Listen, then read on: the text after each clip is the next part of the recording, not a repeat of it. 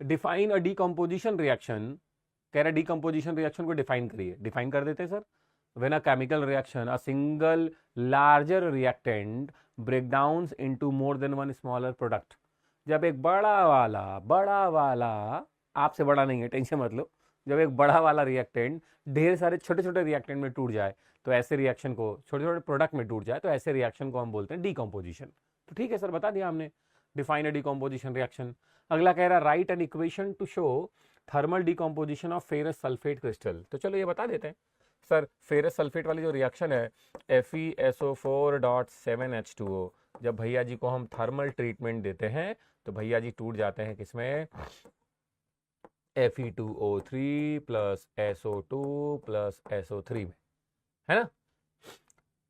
और साथ में क्या है सर, बैलेंस करेंगे 14H2O ऐसे।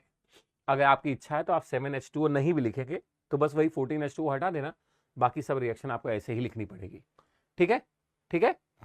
अगला कह रहा है sir what is mean by a balance chemical equation. तो बैलेंस केमिकल इक्वेशन का मतलब होता है ऐसी केमिकल रिएक्शन जिसमें टोटल नंबर ऑफ जो डिफरेंट एलिमेंट हैं इन रिएक्टेंट एंड प्रोडक्ट क्या हो जाए, बराबर हो जाए। या आप ऐसे भी कह सकते हैं जिसमें बैलेंस केमिकल रिएक्शन का मतलब होता है the chemical reaction in which total mass of reactant किसके इक्वल हो जाए, total mass of reactant should be equal to the total mass of product के हो जाए, तो उसको हम बोलते हैं बैलेंस केमिकल इक्वेशन।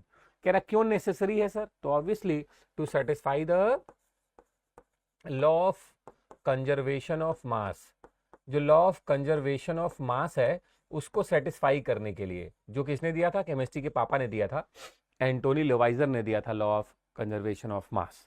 ठीक है, ठीक है।